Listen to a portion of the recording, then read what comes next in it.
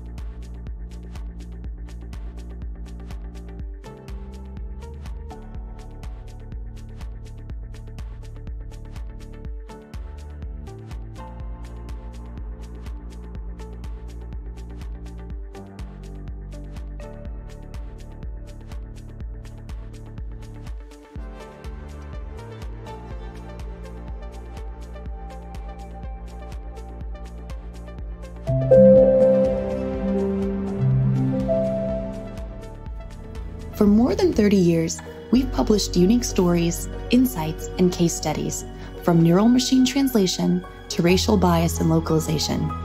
Visit multilingual.com/subscribe and start reading today.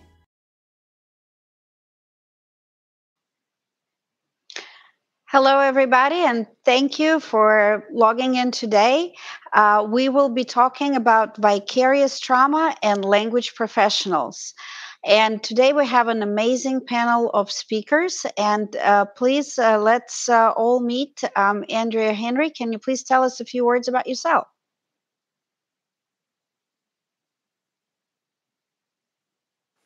Certainly. Thank you, Mila.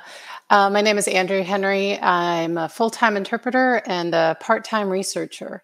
I've been in the field of healthcare interpreting for 25 years, and I've done a little bit of everything. I started in Portland, Oregon, and worked there as a freelancer, and in Vancouver, Washington, and also did full-time OPI interpreting there. And then I'm in Atlanta now, and I've worked at a couple different hospitals here in Atlanta, doing both management when I first got to Atlanta and frontline interpreting now.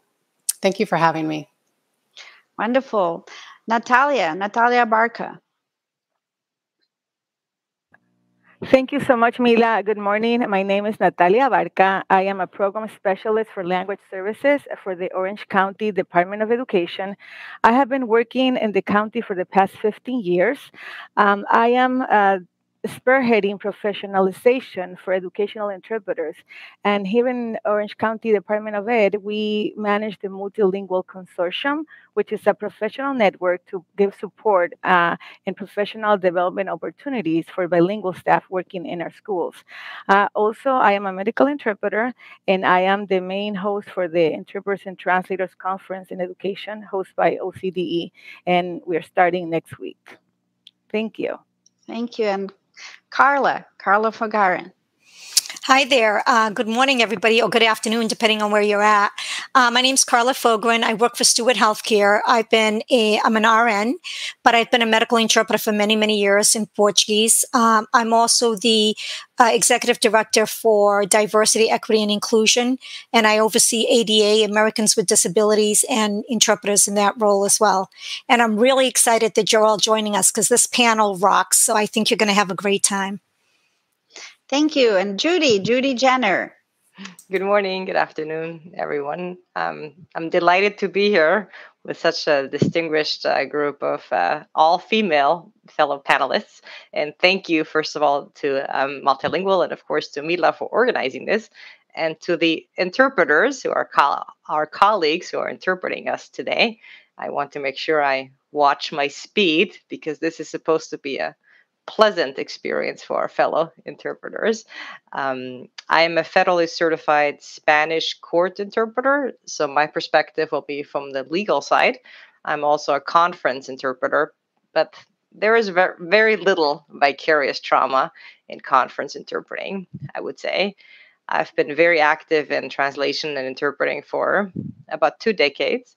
I'm here in Las Vegas, Nevada, and I'm one of the spokespersons for the American Translators Association, which means I spend a lot of time explaining the difference between translation and interpreting to the media, among other things. And I teach interpreting at several universities, including the University of California, San Diego.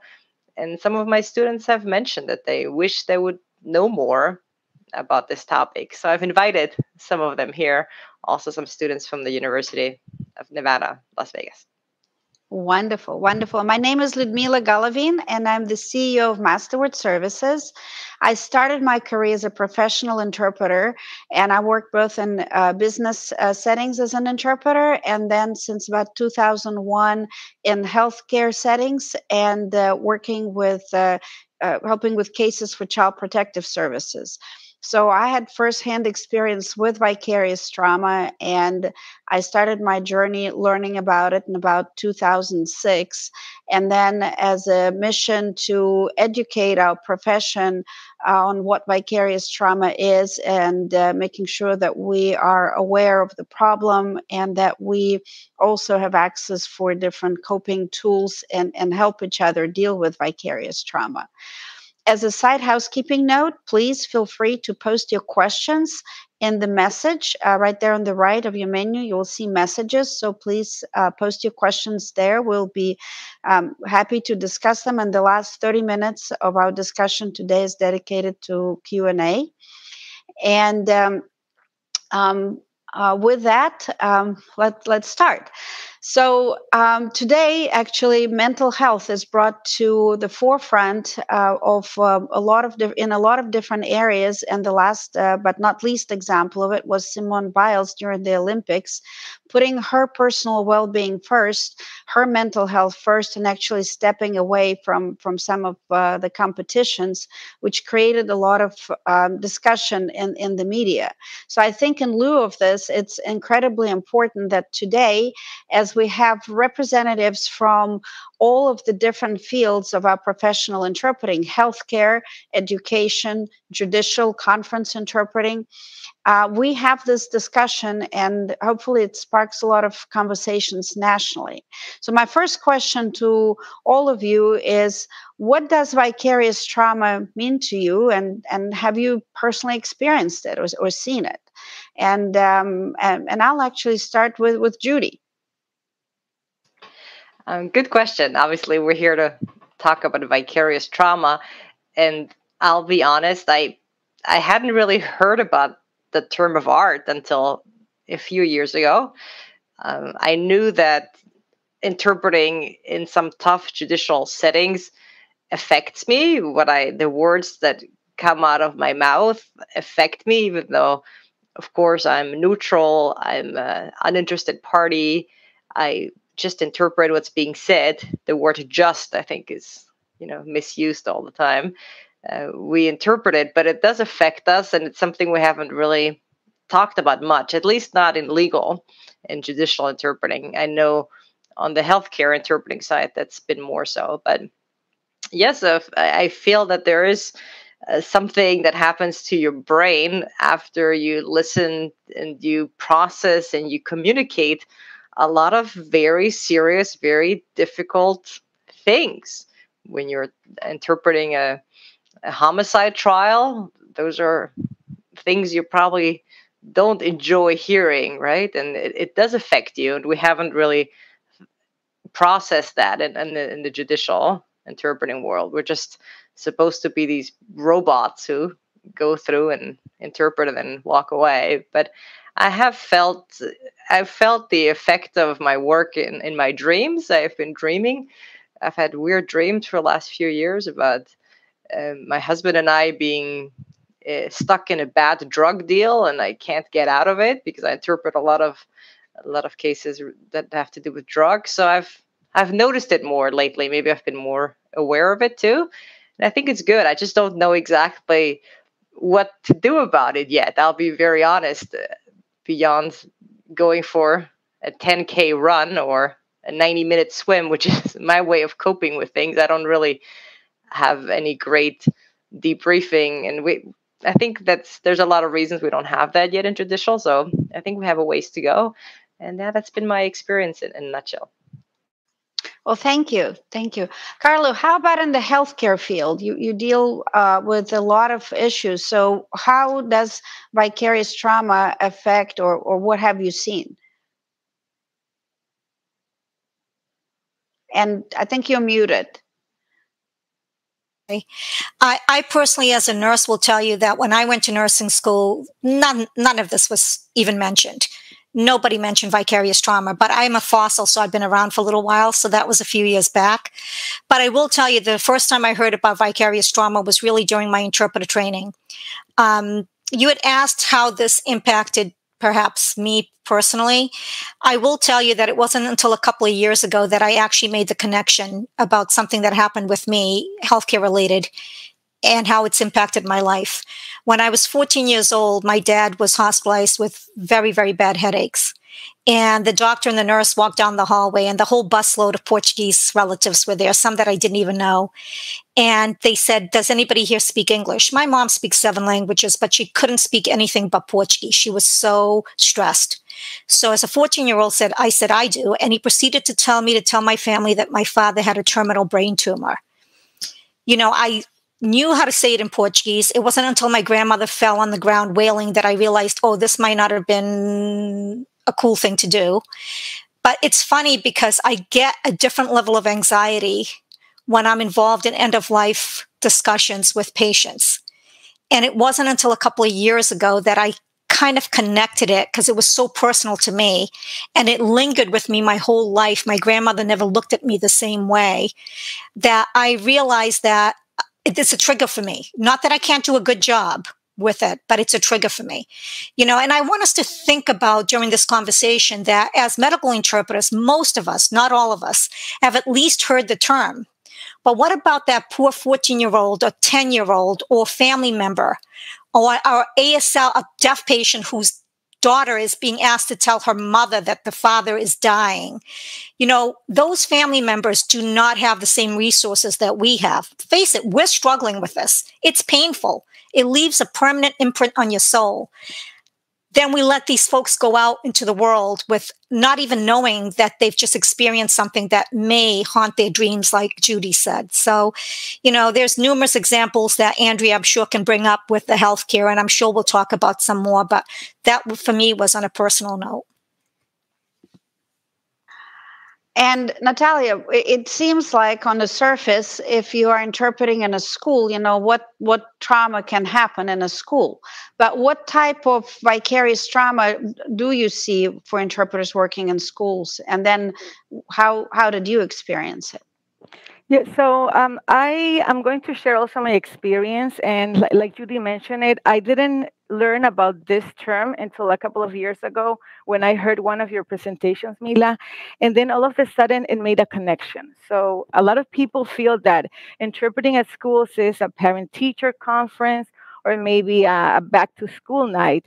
But in reality, in schools for many kids who suffer from trauma, it's not only about one event. Sometimes it's ongoing abuse or neglect. This could be violence at home, in their neighborhood, with close family, being bullied, suffering anxiety, depression, isolation, mental health issues. So like Carla mentioned, they don't know how to cope with this situation. So something that I would like to share with me especially was at a moment that I had to interpret for a board meeting, and it was about a discussion for the new sexual education code for middle schoolers. I have a middle schooler, I'm a Latino, I grew up Catholic, so there was a lot of terminology that I just did not feel comfortable in interpreting. But like Carla said, you just go do your job, you interpret to the best of your knowledge. But then all of a sudden I had this feeling that I had a big headache and I wanted to cry. And I felt that I was feeling so isolated, but I did not understand what it meant. So after I did my research and after I heard some presentations about it, then I realized that it's a lot of trauma that people go through, and sometimes you don't know how to deal with this. So in schools, we see a lot of situations when we have incarcerated youth. In Orange County Department of Education, we serve 27 school districts. So after kids go to the normal general education classrooms, and if they request an inter-district transfer, they can go to another school, but sometimes they need to go to special schools for them to graduate. So we have special education programs, and we also have alternative education programs. So in those scenarios is when we see a lot of trauma for kids, and the way we cope, is venting, running, but there's a lot of strategies out there. So one of the things that I'm doing right now is advocating with our teams and our supervisors to allow at least a couple of interpreters and to vent. We don't need to disclose information, but it's okay to say, this was a super heavy meeting. Please, I need, 15, 20 minutes, and take time to do whatever you need to do to feel better. Well, that's amazing that you guys are doing that. That's great. That's great. Andrea, Not only you worked as an interpreter in healthcare, and I would love to hear kind of how you came into learning about vicarious trauma and how you experienced it, but you've also created a tool to measure the impact of vicarious trauma. So can you start with your personal experience and then tell us about your tool and what are you seeing? Certainly. I can identify with everything that Judy, Carla, and Natalia just shared. With interpreting in healthcare and in the variety of environments I've worked in, my vicarious trauma is generally because I'm channeling some of the worst things anyone would ever want to hear, let alone actually saying them to someone. So I think most of what I've experienced is just the sense of guilt that I'm the one that's saying it in my voice, that there's a terminal diagnosis or a really very unlikely to be cured diagnosis, or that the brain injury is catastrophic, that person that you loved will never be the same, even if they survive this. You're saying those kinds of things to people, and then being on the receiving end of it, and interpreting for people who literally break down and hit the floor, or a father running to the bathroom and sobbing audibly with the news. And some of the things that we're exposed to in healthcare. Sometimes it is the obvious, it's bad news. But sometimes, like Natalia mentioned, it is hearing parents in a children's environment. I work at a level 1 trauma center with children, and sometimes the parents engage in conversations where they share that their child's been bullied at school. And sometimes it's not another student, it's the teacher. And the teacher saying things that are quite bigoted and very difficult. And hearing a mother or a father express this, there's vicarious trauma there as well, and that I'm experiencing and channeling words that are very painful, and it sticks in you. It's kind of like Pascual Leon, the neuroscientist, his work on imagination. Imagining it makes it so. And actors suffer this, and interpreters, especially because we use the first person, we're more likely to suffer it. But there's a variety of things that happen in addition to bad news and hostility. You're interpreting sometimes for people that are hostile to each other, and so that can stick with you. But I don't think I really understood vicarious trauma from a physical or an emotional standpoint until I had a particular situation. Like Judy mentioned, I started having nightmares. And it wasn't until I told a social worker.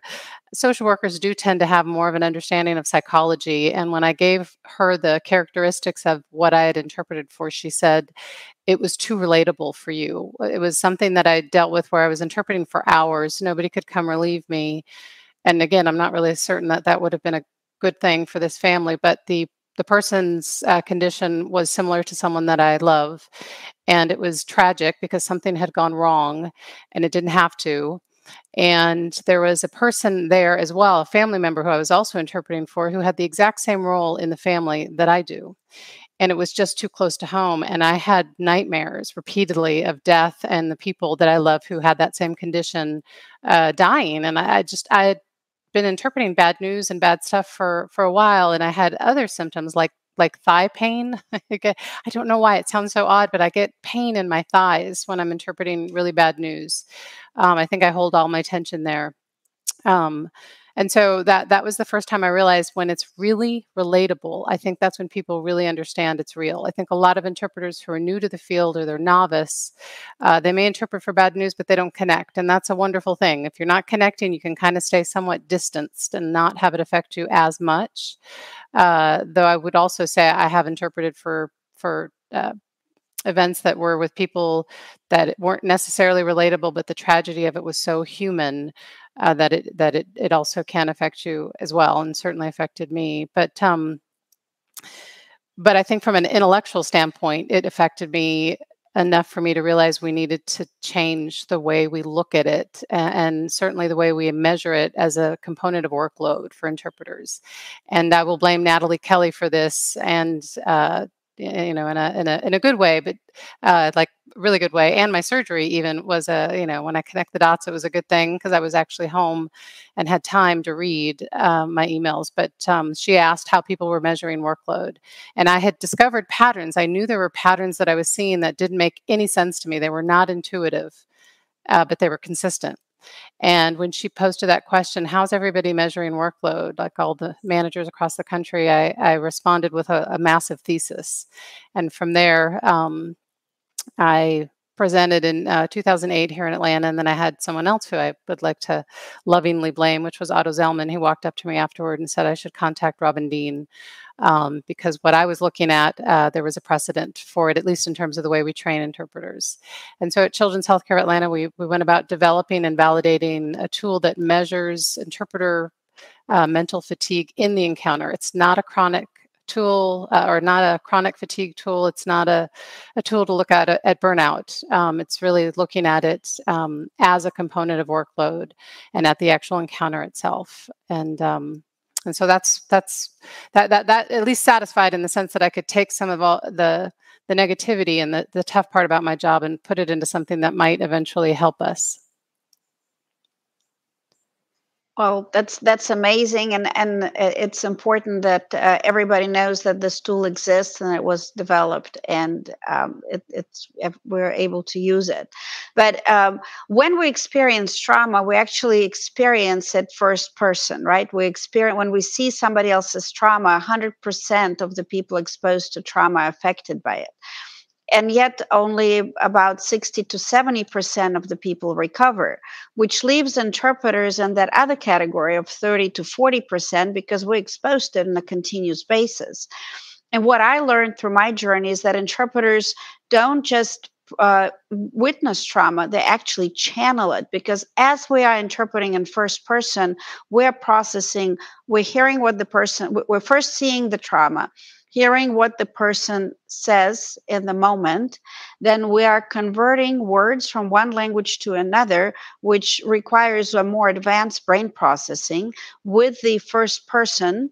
And then we're actually doing it twice, because we're hearing it and then we're processing, we're repeating it. So almost like a 3-time process there, but definitely twice in this auditory way. And therefore, it actually leaves this intense residue inside of us. We're also told to convey the emotion, right, and the meaning. And so that leaves even an additional residue inside of our physiology. So I wanted to hear, Carla, how do you have, are there any ways that interpreters can deal with it? Are the interpreters you're working with, how are they dealing with it? And how does it come or play together, well or not well, with a code of ethics that says you cannot bring up anything that happened in an encounter? So It's a challenge. And if you had asked me this question pre-COVID, I may have given a slightly different answer. Andrea, what you said about it being relatable, I think that for COVID, it's relatable to all of us, that unknown fear. Am I next? When is it going to happen versus if? The interpreters are going from one crisis to another. I mean, you never know what you're going to get. I feel like Forrest Gump, like life is a box of chocolates, right? Because you really don't know. You're just like responding to request after request. In a perfect world, we'd be able to meet with the provider beforehand and get a clue as to what we're walking into. In the actual world of hospitals, trauma centers, etc., that's not always possible. In most cases, that's not possible at all. So you literally are walking in. It could be something that you think is just a post-op visit, when it could be a diagnosis of stage 4 cancer or anything like that. So at my facilities, we've tried so many things. We've had social workers come in, we've had debriefing where we limit the amount of information so that it doesn't tie it back to a specific patient. But it's hard to do, because if it's a 5-year-old that drowned, everybody's going to know it's the 5-year-old that drowned at your hospital because it's in the newspaper the next day. So it's very, very challenging. For the Steward interpreters during this whole thing with COVID, where I stayed up night after night thinking, am I sending them into harm's way? Who's going to talk to them? Who's going to talk with them when they encounter, like you said, the boomerang effect? You're speaking in the first person, then you're receiving all that pain and emotion from the other person and doing it yet again. And you're doing it as the first person, which makes it a lot harder to disassociate from the actual case. You feel like it's part of it, right? You can't go home and talk to your husband or wife or spouse or significant other because you just can't do it. So, we rely on each other. We set up a a stress-free zone in each of my interpreter departments where I got, iPad for music. I've got chocolates, because chocolate is the cure to anything. I got a massage chair. I got a bunch of different things, aromatherapy, lotions, etc. And our interpreters are all welcomed and encouraged to just take that 5, 10, 15-minute respite that they need. And they just put themselves off duty while they're there. Are they taking advantage of it as much as they should? No, because they feel guilty that the other colleagues are picking up their slack. We live in a constant world of crisis and guilt. The code of ethics is very black and white in some ways. I think that we need a little bit more flexibility in critical thinking in that. I've had interpreters that have been shamed down emotionally crying with a patient who just lost a baby. But yet the nurses are crying and the doctors are crying. What makes us inhuman and not impacted by that? So I challenge some of the stringent requirements. I know they're necessary because we have to have rules we abide by, or else we'd all go rogue, right? And there's enough of that in the world of interpreting at times. But I think we need to relook at this and think deep about this.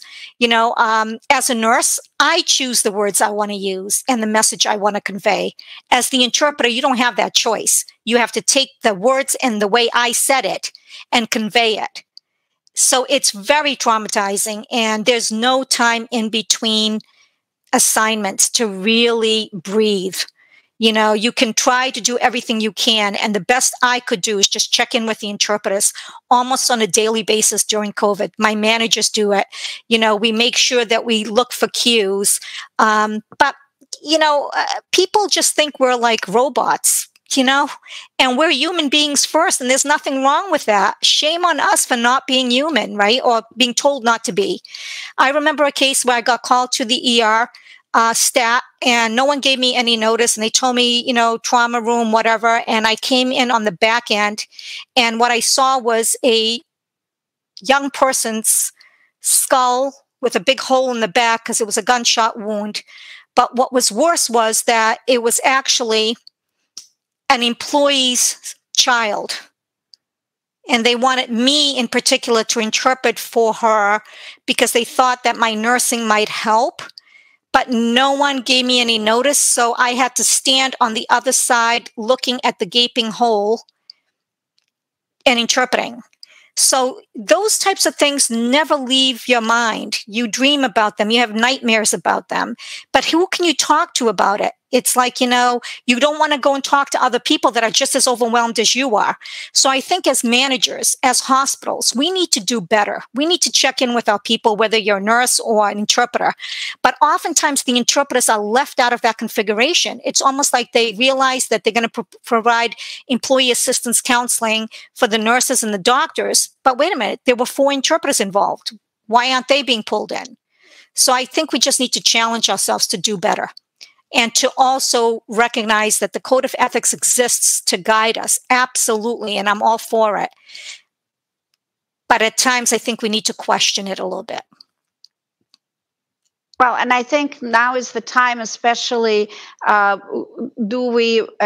those discussions are brought up nationally, and can we be human as interpreters? And I've seen situations where, like, it's a group discussing suicide or a suicide case. It's a group discussion, and then the nurses and the social workers and everybody else has a debrief, and the interpreting is left out. Again, the interpreters are left on their own. There's nowhere to go. And so it's amazing that you're at least doing something within your hospital system. But I wanted to ask Judy, you mentioned that you haven't even heard about it and hasn't started or how do interpreters deal with that within the judicial field? I'd say the short answer is we don't.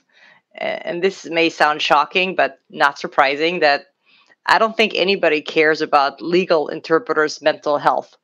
I don't think anybody's ever thought about the mental health of legal court interpreters. And there's many, many reasons for that. I think in medical interpreting, you're so much far ahead of where we are in the legal field. And The code of ethics is a big issue. I'm a big proponent of having a code of ethics. It's what makes our profession possible. It's what legitimizes us. It's what gives us the power that we need to be in the courts, because we fought for decades to professionalize court interpreting. And we still feel like we exist a little bit on the fringes sometimes. Sometimes you still hear the judge appointing the defendant's girlfriend's brother as the interpreter because, he speaks Spanish. It still happens. So we fought so much for to be legitimized as a profession in the courts that I think we just forgot somehow along the way that we are humans and that we need some sort of mechanism to deal with our mental health. And it just doesn't exist, at least not that I know of. I am not a staff interpreter. I run my own business, but I work with federal courts all over the country and internationally as well. And this is something that I've never been asked about. Nobody has ever inquired after my mental health. And even in legal interpreting circles, and I'm very active in those circles. Maybe I haven't been there for these discussions, but I haven't seen any happening. And I'm very active in ATA and NAGIT and lots of other organizations. So we haven't talked about it. I think we've been so focused on being accepted as a profession in the courts, which is a very exclusionary environment for speakers of other languages that's not English. So we're always trying to make as little noise as possible. I have the impression, right? We're just happy to be there, that we can interpret, which is a very important part of the American legal system. But we have lost the humanity or the even thinking about the human side of interpreting. So yeah, the short answer is I don't have any formal strategies except for, I'm an athlete, I go work out, or I'm also human, so I have a glass of wine. And I think, aromatherapy and massage, I think that's also really, really important. But I think what we really need is to talk about it. What we really need is some sort of ability to share this trauma like other professions do. But our code of ethics handcuffs us so much in its current form that we're all so afraid of talking about it, even in the abstract. And I think that's everybody's fault. I think interpreters are very guilty of this too, of looking at the code of ethics as very black and white and being quite dogmatic about it, even with each other, and not allowing each other to talk about it. Which I think we need some education about what a code of ethics means. Not that the lawyers are always the best examples of code of ethics, but I'm married to a lawyer and they also have a code of ethics. And he always says, of course you can talk about this in the abstract. That's the code of ethics doesn't mean that you can't talk about what happened to you in the abstract. But we're so afraid of it as legal interpreters because we have a relatively low position in the judiciary. So we try to be very dogmatic about the code of ethics. And that I think that's hurt our mental health. And it certainly has, I think, hurt mine because I don't really deal with it. I think we need some sort of way to debrief or to decompress or a Freudian talking cure. I don't know. That's a long answer to a short question. I think we have a long way to go and we don't really have any formal mechanisms, at least that I know of.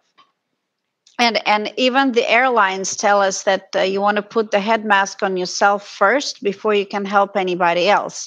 As a profession, we're always here we're actually helping people communicate and get language access, right? We're helping people get their message across, giving the voice to those without the voice in a way. And so we're not able to put that mask on ourselves. We're basically told to continue operating in the airplane that's going down with no pressure and no mask. So that's very interesting. And I think it's very timely that we do start this conversation. So Natalia, how do we deal with that? And how does interpreting code of ethics falls within the educational interpreter profession? How can interpreters, or do they even have anything that they can do? Yes, well, thank you, Ludmila. So it was shared on this panel, we have medical interpreters that they have a national code of ethics. We have legal interpreters and they follow a code of ethics. So in education, when I started to work more deeply in this profession, 7 years ago, in education, people did not even understood the difference between an interpreter and a translator. So we started from there, right? What is interpretation? What is translation? Then after that, a lot of staff, they do not require to have a specific background to be an interpreter, to work in a school. So because you speak another language and you're a bilingual employee, sometimes you're asked to do interpretations, and then you may get a bilingual stipend. So people do what they feel is best for them. So when we started providing professional development in this area, we realized that we do not have a national code of ethics for educational interpreters. Therefore, there are some initiatives. For example, Minnesota Department of Education, they have a code of ethics and standards of practice for educational interpreters of spoken languages. However, in education, we train staff to be community interpreters, and we follow the National Code of Ethics for medical interpreters. But like it was shared here, on our conference, we started providing professional opportunities for people to develop the skill sets and interpreting. And then we start providing professional opportunities for people to learn about translation, about note-taking. However, because I work here in the Department of Education, and we have different areas, social emotional learning, mental health, and all these other new initiatives that happens in schools, somebody asked me, why don't you provide a presentation about self-care, about awareness, about how to cope with difficult situations?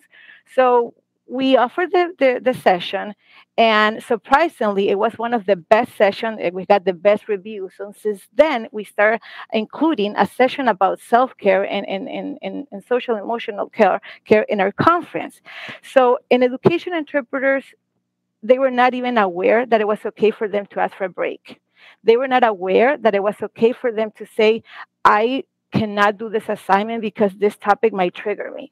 They did not even knew that it was okay to say that they are not experienced in legal terminology or medical terminology. So with all the trainings that we are providing, it is okay for them to say, I need a break, I need to step out. But at the same time, we're educating our administrators, because we have to work both sides. We have to work with staff in the field, and we have to work with the decision makers, and we have to find a champion, a voice, somebody that will fight for us, and somebody that would research, and in panels like this would specialists like all of you can say, this is one of the reasons why we need to have this breakout rooms. We need to have a massage chair. We need to have this iPad with music. It's not just because we want them to do it, because emotionally we need to do that. So I would like to encourage to all the educational people that are here to talk to your bosses and share the information that you're receiving here, and advocate for that free space, right? 15 minutes. Here in my office, we have an office because we deal with a lot of situations for mental health. So we have, we call it like a white room, and people can just sit and you can read a book. And like you said, a lot of people don't use it because we're busy, because we feel guilty that we need to move from assignment to assignment. So that's what's happening in education. So we are working tirelessly at a national level with the Association of American Interpreters and Translators in Education to develop a national code of ethics, to work consistently. So we have guidelines, but we would love to work at a national level to develop something like this. Also, we need to have professional trainings. We need to have like an educational interpreter certification for people to go into schools with some type of knowledge and preparation. So what we are doing at the moment at schools, we are offering a community interpreting training. I'm assessing people. You can take a medical training. You can take a medical interpreter training. You can take a court interpreter training, some type of professional development and learning, so we know what's right and what's wrong. And at the same time, educating our leaders on best practices to work with interpreters in school settings. Well, thank you, Natalia. And what's just got highlighted here, that we stand on completely different stages. Within educational interpreting, there is no code of ethics. Within judicial interpreting, it's incredibly strict. And you don't even talk about it. And within healthcare interpreting, there's some conversations and some help that interpreters get. So it looks like we're on complete different stages of the spectrum. So I have a question to Andrea. As you work as a language professional, I heard you mention you worked as a remote interpreter as well. What have you experienced in regards to the ability to deal with vicarious trauma and the code of ethics and the level of professionalization? Thank you. I with what Carla was saying, and then what Natalia mentioned in terms of the support is just something that stands out so much. I think when I was a remote interpreter, that was in the beginning of my career, I did it full time at Pacific Interpreters headquarters in Portland, Oregon. And so I don't remember much, except that's when I learned how to take notes. I have no idea why it happened while I was a phone interpreter, but somehow it seemed to happen organically. But I don't remember much else. And I didn't do very much bad news with that job. But what just to dovetail on what everything on everything everybody has said so far, there's a lot of room to grow, and there's a lot of opportunity to address vicarious trauma and honoring what people are experiencing in each one of our arenas. It sounds like there's so much similarity, and then there are some differences. I think Carla is stellar, and another person from Boston, same thing. There is something about some administrators that have figured out that it's not just the material item, like the room or the white room or the massage chair, which sounds really good. Those all sound wonderful, but it's not just what you providing material wise. It's the fact that you're doing it as a manager that speaks volumes of what matters to you. And I think when we did to develop the tool, it was a very scientific approach. We did item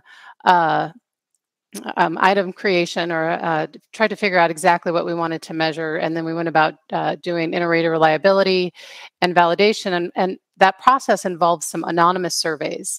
And what we got from 32 interpreters on those anonymous surveys was in some ways expected, and in other ways it was surprising. But there was a pattern in the open-ended questions where interpreters felt that they weren't supported by the dispatching system, which of course is supported by the administrator. So there's a lot of opportunity there, and we've grown in leaps and bounds since then where I work, and I'm lucky to have a very fleshed out management system at Children's Healthcare of Atlanta. But it is very common, I believe, for interpreters to struggle to deal with vicarious trauma, emotionally charged experiences, and then just be sent on to the next one. And there was several comments that were in that anonymous survey that said I was ready to quit that day. It was so horrible that I was there for whatever amount of time. The news was so wretched, or the hostility was so unacceptable. And then I was told there was no way to take a break, go on to the next. And comments like that that really affected people. And in looking at it and analyzing it, and then looking at some of the work that's been done, there's a wonderful article in the Atlantic called "The Solution to Your Burnout is Your Boss." And I think many times the nature of the work is just what it is. It's dealing with aspects of humanity that are very difficult for us to channel. But what can mitigate it, maybe not solve it, is many of these things we're talking about. Amending the code of ethics, like Judy has mentioned, and looking at what we can do as supervisors to really show support and really ask people to express what they've gone through. And so that's why, much of the content on the tool that we're measuring is related to vicarious trauma. It came up over and over and over again in the anonymous surveys and in the focus group, I think we did 4 focus groups. It came up as well as a pattern, but on the anonymous survey, it was loud and clear. When you let interpreters do something anonymously, they really say what they really feel. Hey, Mila, can I just interject something? Absolutely. You mentioned Simone at the Olympics, and so it's such a fine line, right? Because sometimes you're the only interpreter for that language, and you receive a sexual assault survivor, right? Or human trafficking survivor, or whatever the case may be. And you don't really have much of an option in your mind to excuse yourself from that case, because you're the last line of defense for that patient. And that's what I see interpreters struggle with all the time. We had a situation, and I'm going to change the language and the culture, but we had a situation with a Vietnamese patient and a Vietnamese interpreter. Vietnamese interpreter had experienced the same trauma, and I was aware of it. And my only other option was to do what? Offer video or phone. And I did so. Because we already had somebody in trauma. I couldn't afford to have a second person in trauma, knowing full well that I was going to send her into trauma. And the provider wasn't happy at first.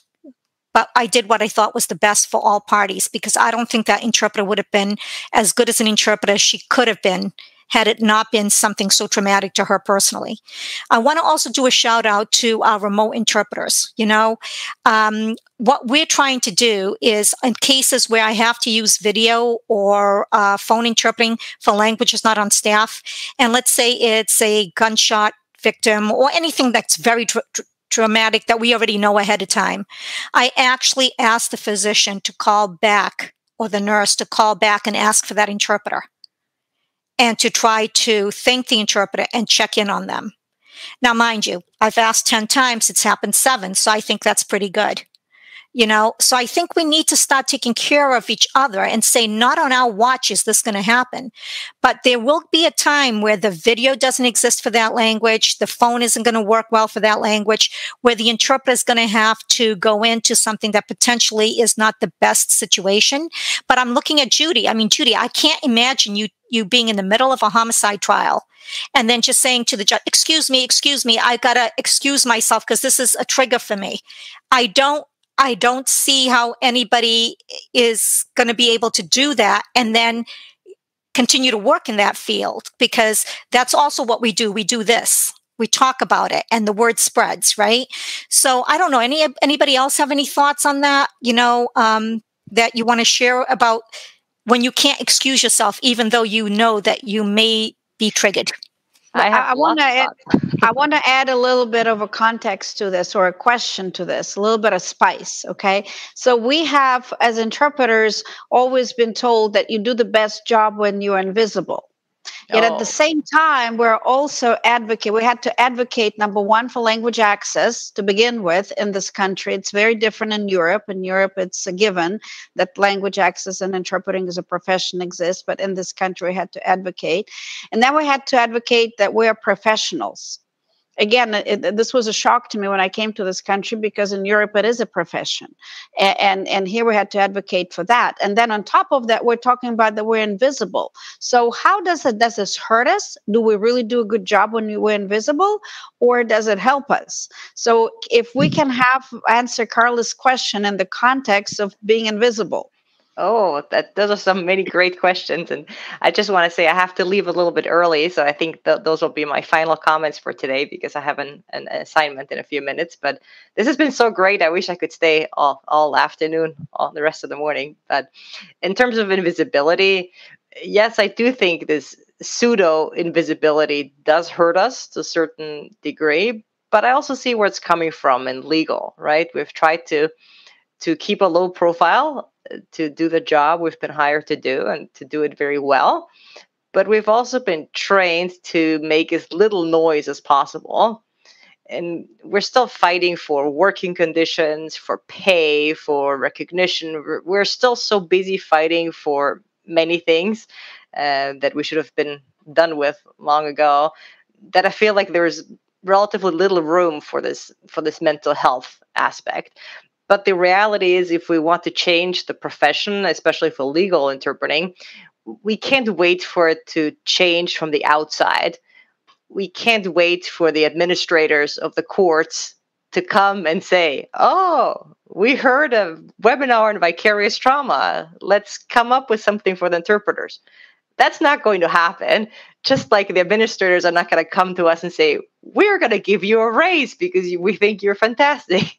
That's not going to happen. The only thing we can do is on a very individual grassroots level every day to emphasize what we need and to ask for it, and to push back on an individual level. As the spokesperson of the ATA, I can tell you we do a lot of work at the level of associations, but what really changes the profession is what all of us do every day. And I try to do that myself. And I've invited some attorney clients to this call because they need to hear this. Maybe they're here, maybe they're not. If you are, that's fantastic. This is what it takes to push back and to say something when you don't like it. And I'm guilty of not doing it as much either, because I feel just like Carla was saying, if I can't excuse myself from a murder trial where they've flown me, 3,000 miles away, and I'm one of two interpreters. And if I leave, that leaves my colleague by herself. So that's not going to happen. But what I can do is, for example, I was called to go to a prison a few years ago. Of course, prisons are never positive experiences, but it's part of the job. And I wasn't told anything about the case, as is often happens. I show up and the attorney says, "Oh, by the way, this is a very, very gruesome, very, very sensitive issue. Here are some pictures for you." And I said, "Well, counsel, I appreciate that, but what would have been better is if you told me this, 3 hours ago or 2 days ago, so I can make an informed decision about whether I'd like to work on this case or not." And he said, "Good point. I didn't think about it." And, I don't blame him. It's just something that hasn't been part of the conversation. But hopefully by me telling him that, maybe next time he requests an interpreter and he knows that it's very gruesome, maybe he can share that with the interpreter so the interpreter can make a decision. Because I hire interpreters for my business all the time. And I know that some of them, because I have little kids or maybe they're in the middle of a divorce themselves, they don't want to go to divorce court. They don't want to go to anything with child protective services. I don't send them there. I get that. I put it on my sheet. But the reality is, if you work for the courts and you turn down a lot of assignments, as Carla said, you make yourself less popular and they'll call you less. But I think if we all do it a little bit, maybe we can start educating the public at large and administrators and whatnot. So those are some of my thoughts. And no more invisible interpreters. Turns out we are human. I don't know about all of you, but I can see you just fine. And when I'm standing in the courtroom in my black suit, they can see me. I exist. So let's put some of the humanity back in interpreting. And thank you so much, everybody. It's been a real pleasure. What Thank you for being, and Judy, good luck interpreting in your next assignment. Natalia, yes, thank you, yes. Mila. I would like to share something in the educational field, and I'm going to speak only for Orange County. I work with San Diego, Riverside, and Los Angeles.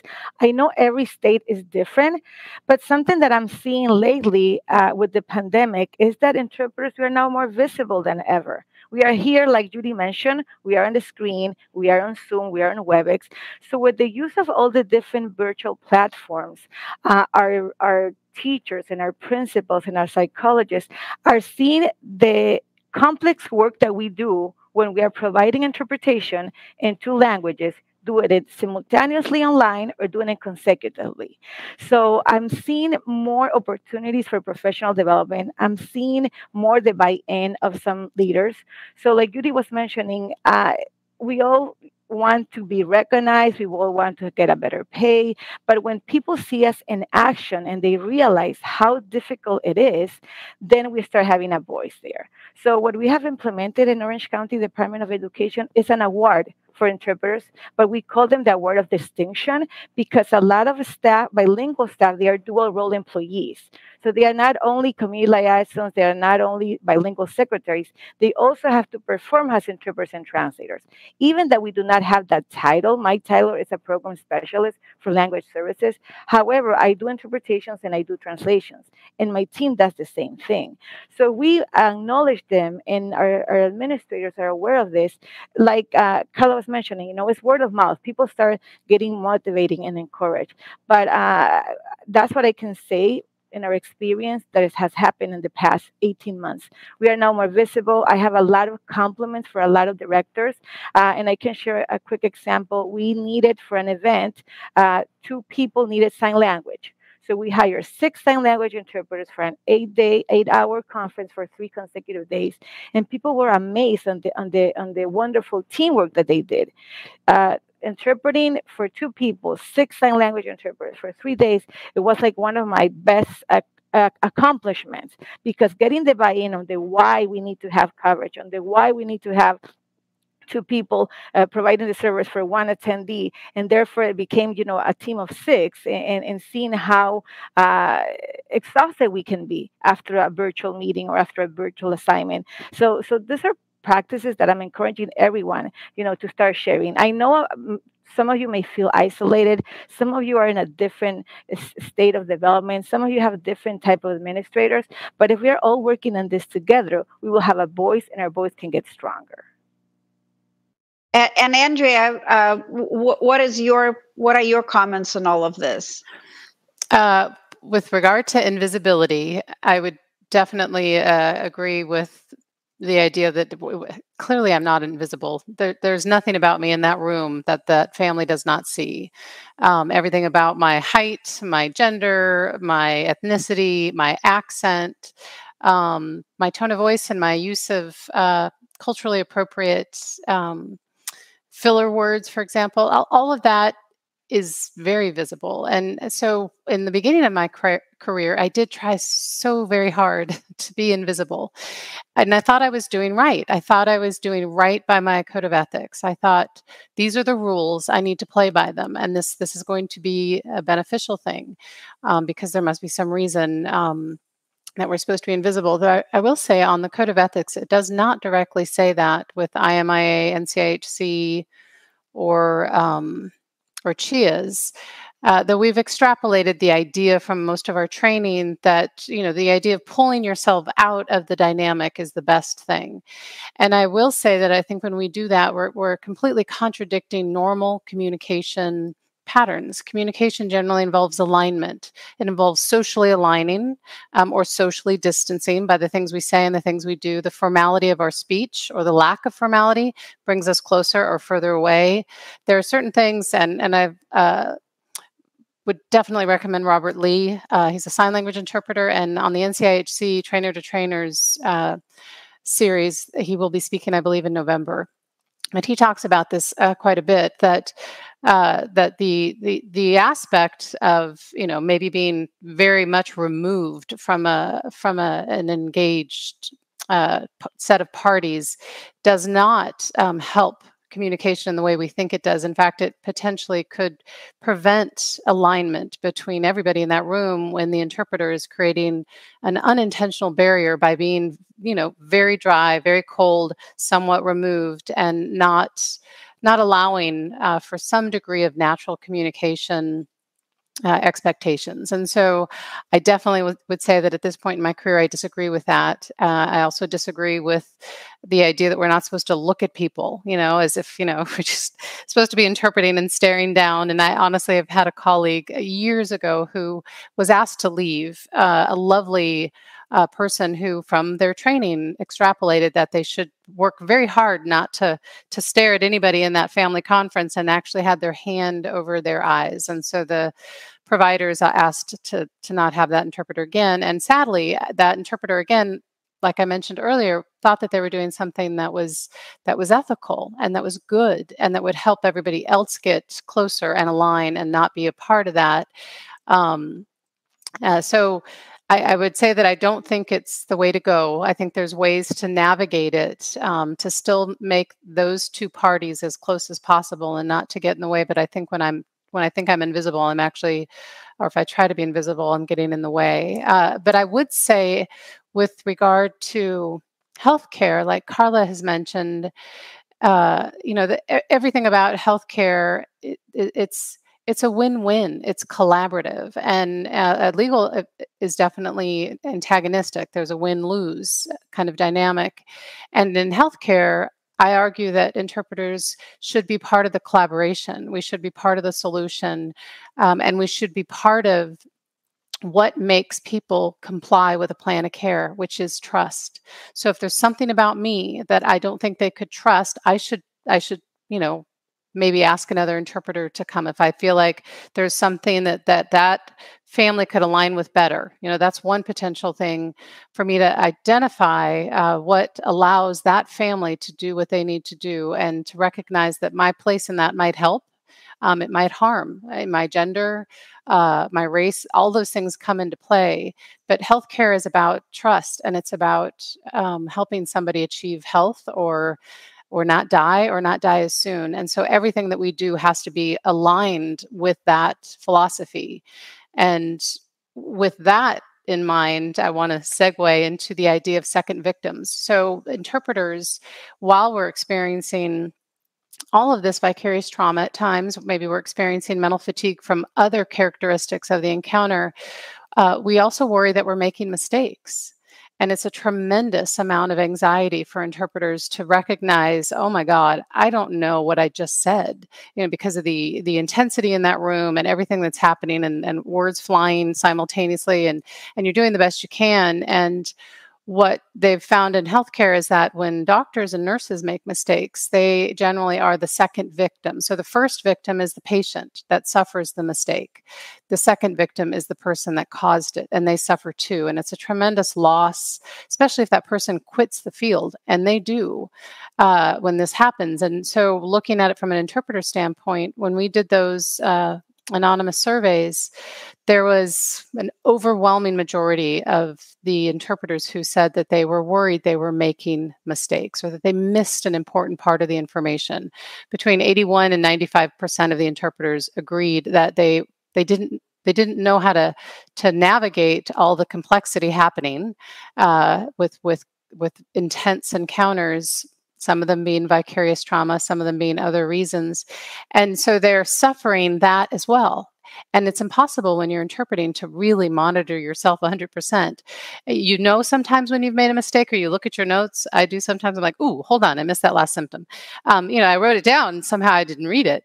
But sometimes we don't know what we missed. And interpreters stress out about this quite a bit because we are wanting to do the best we can. And our most important ethic is accuracy.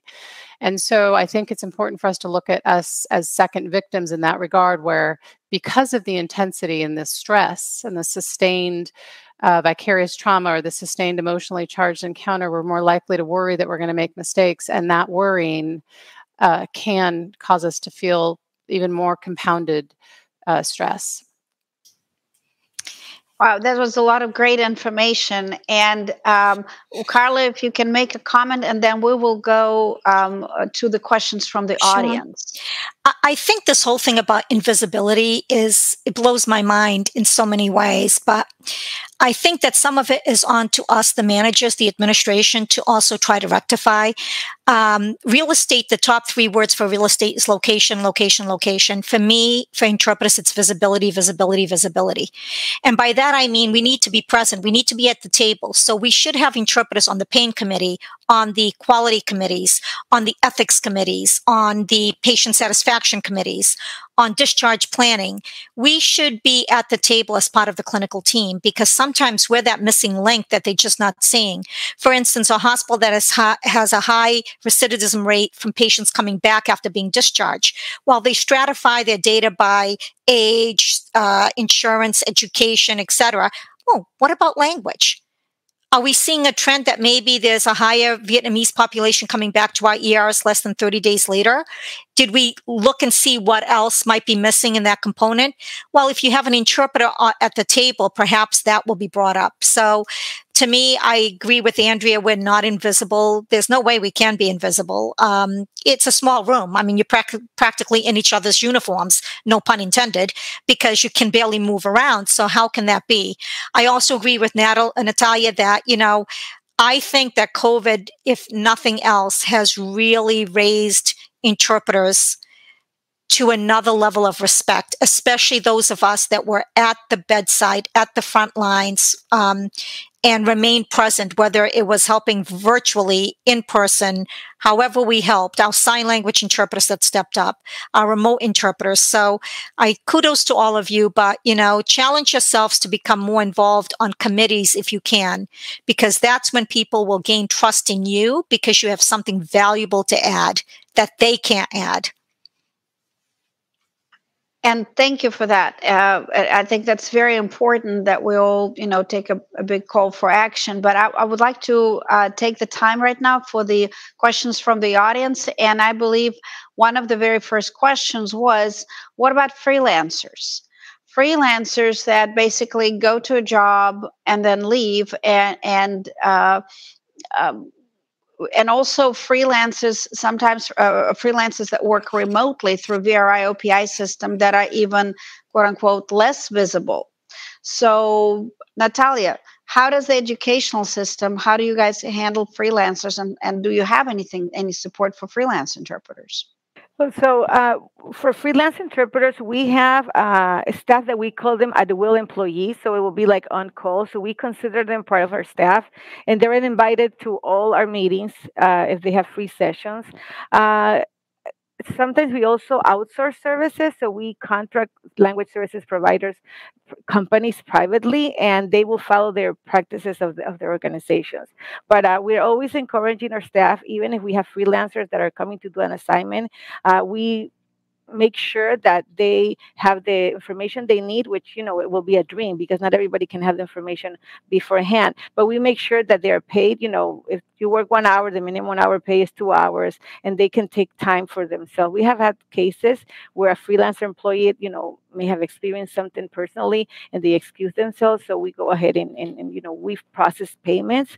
But in regards of taking care of vicarious trauma, like Carla was saying, join networks, join professional development organizations and institutions, have a voice there, because the more together we are, the better we can provide, the stronger we are and our voice is heard.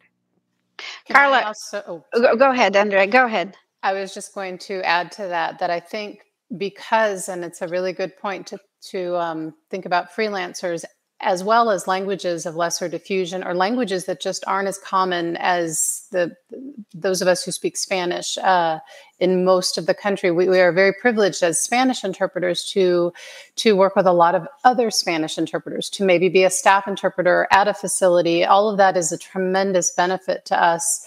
But I think what we could do to help our colleagues who are freelancers, or to help our colleagues who are Vietnamese interpreters or Arabic interpreters, where they're not, maybe, though it depends on where you are in the country, where they're maybe not getting as much exposure, we should be doing that as well. We should be, like Judy said, we should be having those conversations with people in the hallway. I call them hallway teachings, and I let them know why I did something in the room. I give them information on my practice, and I try to kind of teach them in the moment, because I really think that's all we really have. And that is actually much more beneficial than an in-service and a meeting where everybody's exhausted.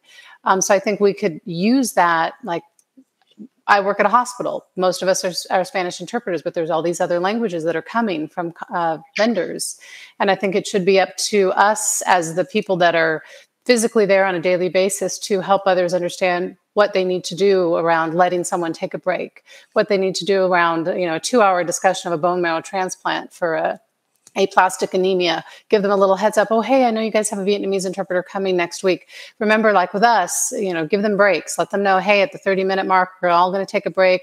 Mom and dad can go get some lunch downstairs. We're going to let the interpreter take a break. We should start that kind of educating for those of us who do have that kind of time and exposure to all of these staff people. And we should speak up. That is part of the Joint Commission campaign. We should speak up as interpreters and say, I need this. Judy mentioned that. I firmly believe that is the best way for us to teach others, is to actually say what we need. We don't always get it, but at the very least, the minute you say it, they'll remember it. Yeah. And they're like, oh God, Andrea's always asking to go to the bathroom.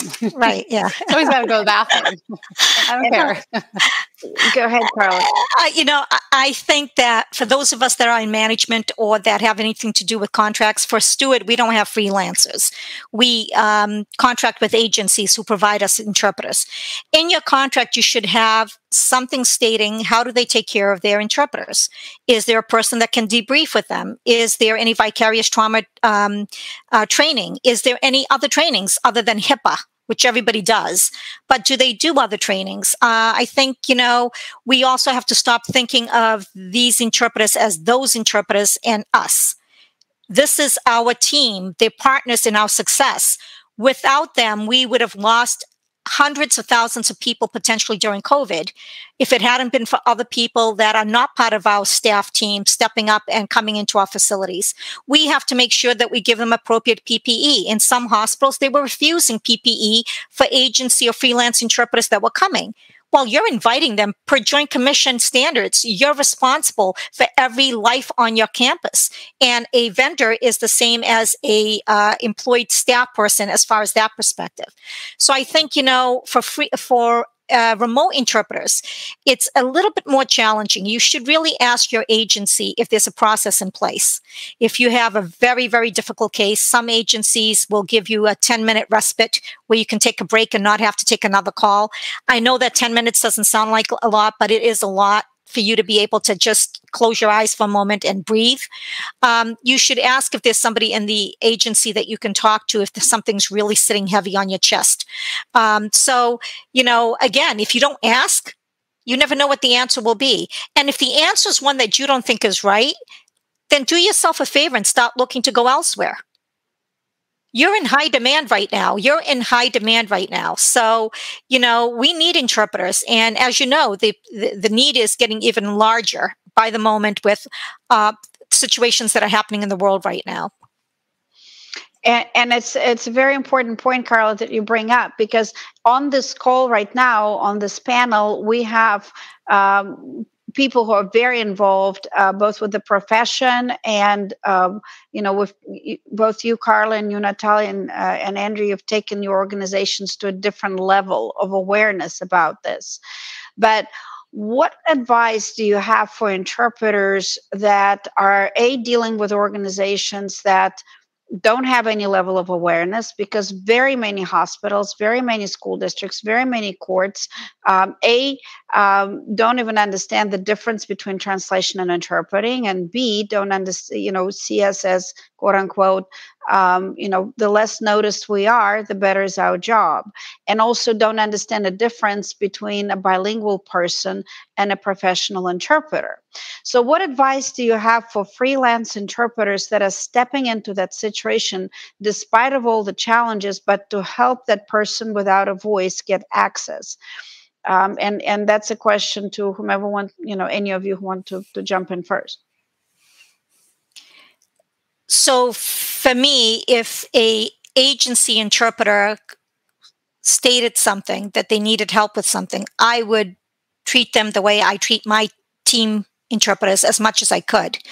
But I'd pick up that phone and make a call to their manager or to the owner of the agency. Mila, if it was you guys, which I've never had this situation with you, I would have done the same thing, right? So I just think that we owe it to ourselves. We owe it to the interpreters. And some interpreters are so fearful that if they create too much noise, like Judy said, that they just will not get calls back. So then they kind of just go with the flow, even if it's hurtful to them. I just don't know how else to give you advice on that, because the agency, or if you're an individual, if you're an independent contractor, like some states have, then, who are you going to complain to? Are you going to complain to the provider? Who are you going to complain to? I think that every hospital has a patient advocate. Every hospital has somebody that you can go to and voice a concern. But I would caution you to do it professionally. Try to do it so that it's factual versus, sometimes I get so angry and so disappointed at people for taking for granted so many things when they don't realize how difficult life is for some of our patients in our communities. And it's very disappointing to me. But if I go in there with my passion and I can't believe that you don't see this, I'm not going to get anywhere. I have to go and present the facts. And then internally, I could be like that duck above water, pristine, but underwater paddling furiously because, you've got to approach it in a certain way. If you're an employee of a facility and your manager's not hearing you, there are resources for you. There's human resources that you can go to. There's other people, but try to find the allies. Try to find the social worker allies like Andrea did. Try to find allies that can hear you, that maybe have a certain clout in the organization. Because as we all know, there are different hierarchies in any organization. So try to get allies and work with them to improve the working conditions of yourself and your colleagues.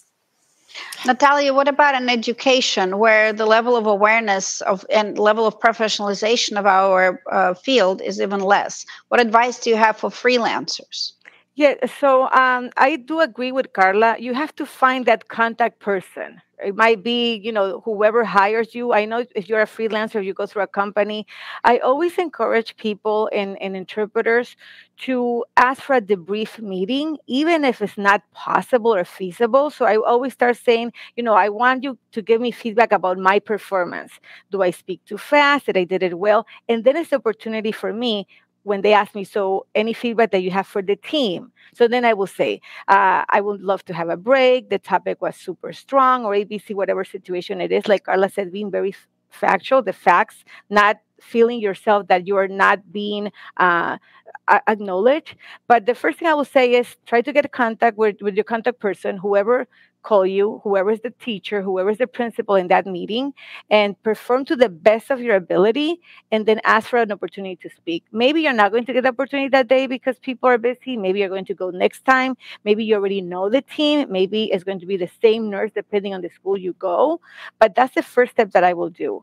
Normally, also when we have freelancers and when we hire companies, in all of our schools, everybody is treated like part of the team. So everybody's providing with a mask. We are being very mindful. If you're not comfortable in doing an assignment in person, you can do it remotely. We let the parents know. We let the school know. So I will highly encourage you to find that person, that your first contact person. And sometimes it's not the director, sometimes it's not the principal. Maybe it's a community liaison, maybe it's the first face that you see. We always need to have like the contact person that's going to give us the address, the phone number, make sure what type of assignment it is. Sometimes we have communications maybe with the psychologist. So those are the people that those will be your best advocates. And like I said again, always ask for a debriefing meeting or type of a feedback.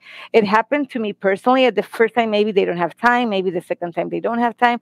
But when you start asking for a feedback about your performance as interpreter, they don't feel that it's judged or anything. But normally they will say, so is anything that you would like us, for the team to know? And then it's your opportunity to advocate. Well, thank you, Natalia. We have another question for Andrea. With regard to your comment on interpreters being second victims, what advice do you have for an interpreter who has experienced this, the fear and anxiety of having made mistakes? Thank you. I don't know if I could come up with a solution to not having the concern, or to, a solution that would allow us not to be worried about making mistakes. I think the nature of our work is perfection. We're trying so hard to say everything and not miss a beat, not miss a symptom, not miss a modifying word in the sentence that adds some element of meaning, to not miss tone. It's very difficult. I would say, though, that personally, I've tried to figure out what my patterns are, what things really get in the way of my accuracy, so that I don't have to worry so much that I've potentially missed something or made a mistake. And I know that that lists, proper names, the street names of places in Georgia that I've never heard of with another accent, like just a way of hearing it. All those things I struggle with. So I know that if I'm better prepared with my note-taking, certainly for lists and numbers, then I'm less likely to make mistakes. I also know that the last part of my utterance is probably going to be where I do make the mistake. So I think up in Massachusetts, when IMIA was MMIA, and they had done some work prior to creating one of our first credentialing tests, they did notice that pattern, that interpreters generally, if they're going to miss a piece, it's one of the last pieces. So I flip it. So if I'm working with a nurse, and I do work with nurses 60% of the day, and so I'm just thrilled to be on this panel with Carla, and I'm thrilled also because of her stellar job as a manager, and everything you've said today, Carla, it means a great deal. I think that's a very big part of the solution. But with nursing, I can spend a couple hours with a nurse in the cardiac unit. And if I know that I'm going to struggle with concern about errors because the information is extensive, it's sustained, it's high level anatomy and surgical correction, I will flip it. So if I get a list of 5 symptoms, even my notes, I may not get to the 5th one before my mouth starts to work and I start to to channel what I just heard, I will say the last symptom first. Or if the doctor is explaining a concept around a disease and that last piece, sometimes it's the last piece that after about 6 sentences that really is the most important part. If I wait and say it all and try to get to the last piece, I'm going to probably, if I'm going to miss anything, it's going to be some aspect of that last piece. So I start with it. So that would be from a personal standpoint what I do, and like I said, I learned that and realized it was quite accurate in my own personal experience that the last part of anything is going to be harder for me to remember. Wow, what great advice. And I'm sure many of us have just learned something, because I don't know how many of us were aware of the fact that we actually make a mistake on that last piece of information. So thank you, Andrea. Thank you so much. And as we're coming to the closing time, we have about 10 more minutes left for discussion.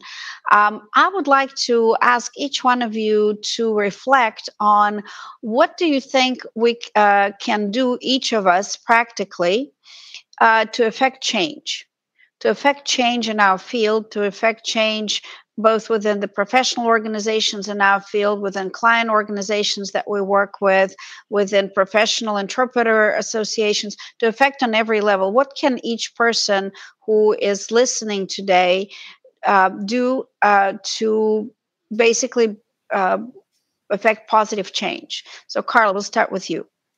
I think the first thing is show up, participate, join the National Council, join CHIA, join the numerous organizations that exist for interpreters. If one doesn't exist for your discipline, create one. Even if it's a small one, create something so that you have a support structure within your group, and I think fundamentally, if we're going to take it just from the individual perspective, I think you need to remind yourself, even on the days that you struggle, what an added value you had in that interaction. And you got to hold on to the good things that happen as a result of you being there so that all people's voices could be heard. So you may not have caught that last utterance completely perfectly, right, Andrea? But, you've got to hold on to the good things. Then you've got to breathe. You got to give yourself some space. I know that I love to read, but my family's always amazed as to what mindless junk I can watch on TV. I mean, Little House on the Prairie. I mean, anything that I can watch on TV that is so far removed from the hospital or medical is a de-escalation and a debriefing and a distraction therapy for me. Walking on the beach. If you don't have a beach, go hiking, get a dog like Andrea has. I just got a glimpse of them. Do the self-care things that you need to do. And, also be very aware of another colleague that might be experiencing some VT, vicarious trauma. And what can you do to help them? Because do you question them about it? What do you do?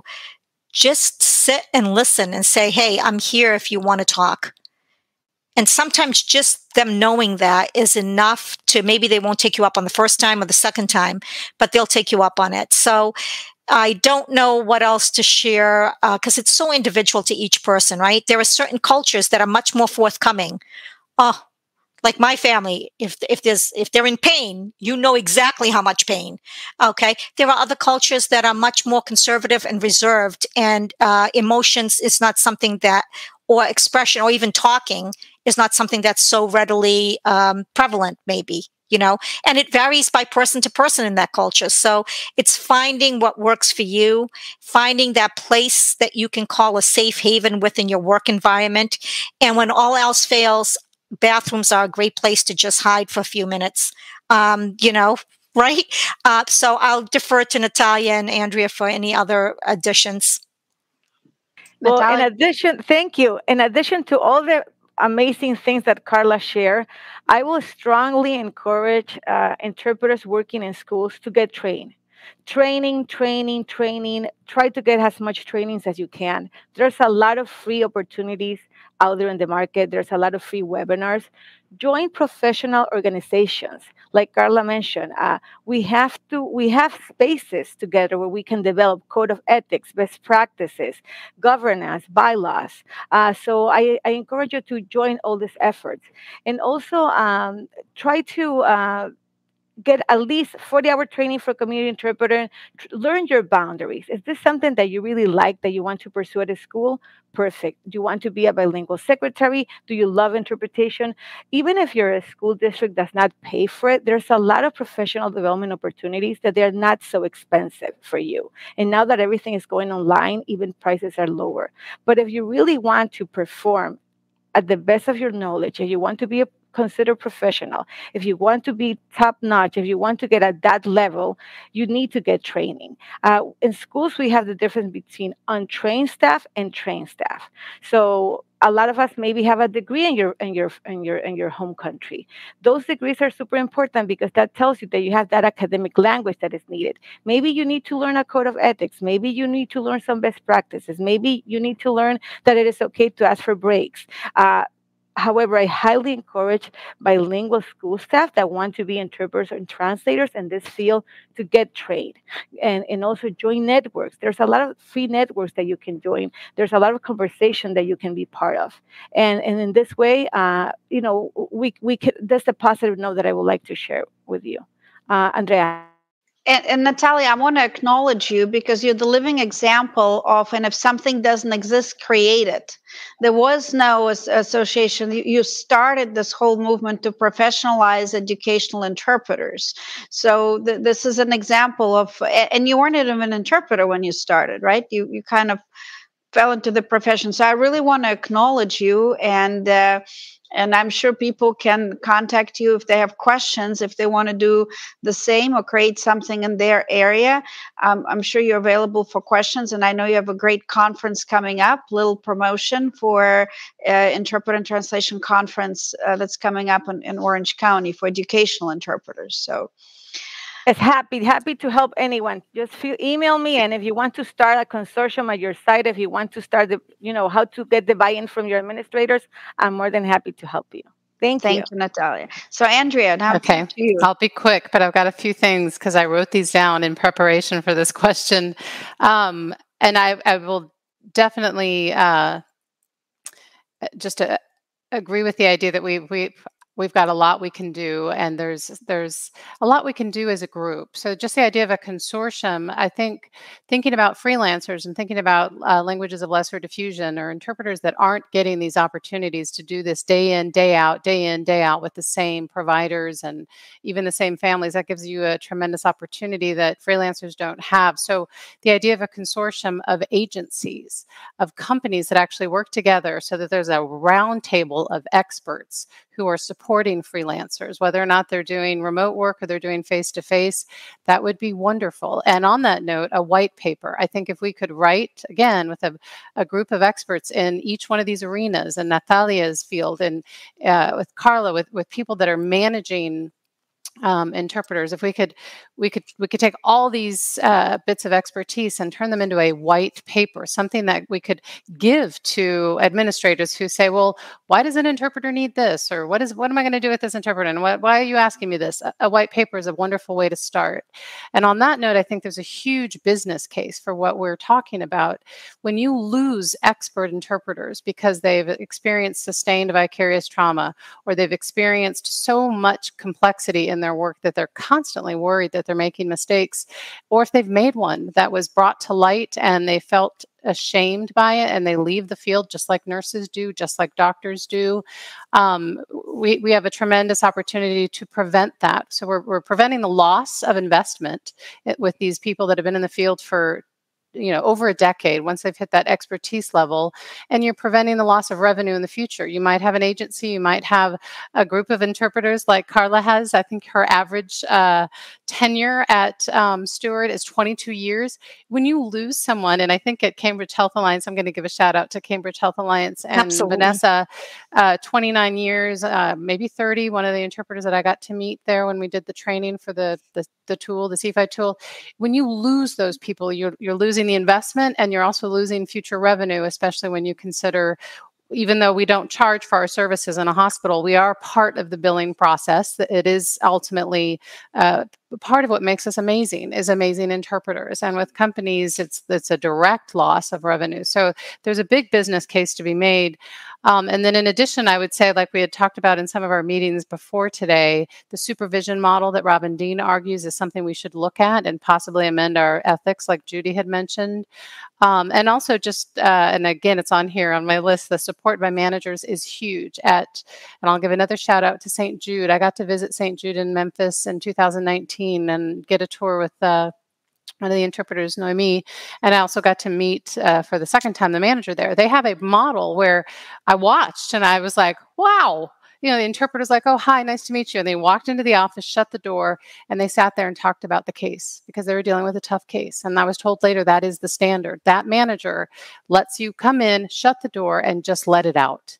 That is the safe person. And there's a shut door so that they can just let it out. And I found myself thinking, oh, goodness, that would be huge for interpreters. You just need to let it out. And sometimes you do with a colleague. I have wonderful colleagues at Eggleston, and we do help each other and we share the wealth. If I know somebody's had a tough day the day before, I'll take the tough case today. We do that. And that is a big part of what keeps us from experiencing burnout from sustained vicarious trauma. But having that support from the manager is huge. And then lastly, I would say, let me see what else is on my list here. Yeah, no, that's it. That's everything. And speak up. Well, we've started. Stay in the field. Please don't leave. Right. We're right on time. It's around, we're right perfectly on time. And as we've started a lot of conversations and a lot of discussions, the recording of this will be available all on Multilingual website within 48 hours. So I hope that you do invite your colleagues and friends to watch the recording. I hope that you spark the conversations. I hope that we all create change in our industry and in our respective verticals and in our profession as a team. And I want to thank you so much for joining us here today and for taking time to choose you and for taking time to look at how you can be a better interpreter. So thank you so much. Thank you all. Thank you. Thank you.